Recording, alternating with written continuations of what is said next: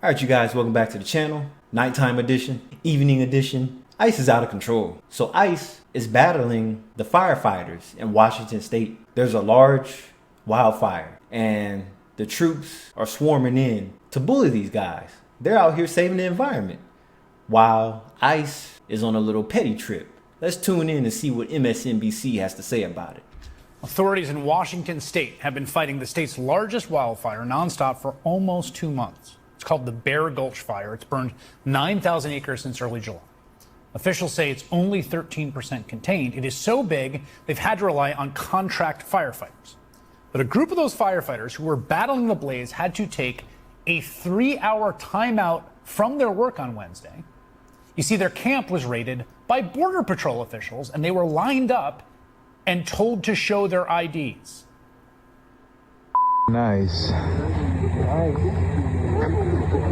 I mean, if they wanted to check their IDs, how come they couldn't wait until the fire was almost contained? They're gonna do this shit in the middle of a blaze. Wow, shit, 3 hours. A lot could be done in 3 hours. Not guaranteed, but come on now, 3 hours is a lot of time. That's almost half day of a work shift. Most people, the average person works 7.5 hours a day at work. So basically that's half days of work that they tied up these guys. Got hit, guys. That's all right. Tribal member. Yeah, we got pulled over by ICE. Crazy, dude. We got members from the tribe of Umatilla, Cayuse, and Walla Walla. This is crazy, man. Look at that. Post it up. We have a different crew over here.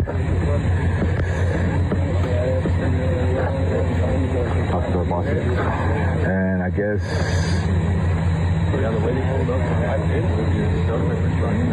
La Migra. You heard people on the scene claim that at least some of those firefighters were Native Americans, indigenous volunteers. They got raided. State officials confirm it. Now, those Border Patrol officers ultimately arrested 2 of the firefighters. For what? How the hell does a firefighter get arrested in the middle on the job? When you see those Tahoes and Yukons roll up, you know it's bad. It's like ICE is like a bunch of commandos.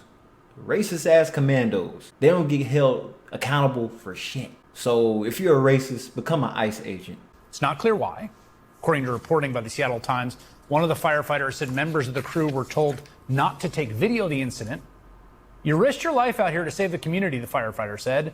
This is how they treat us. Another firefighter said they were denied the chance to say goodbye to the detained crew members.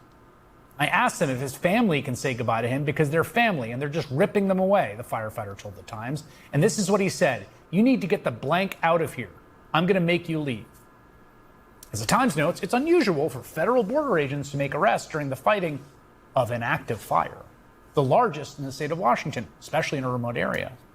In fact, a Biden-era policy bans most immigration enforcement at natural disaster sites, but here we are.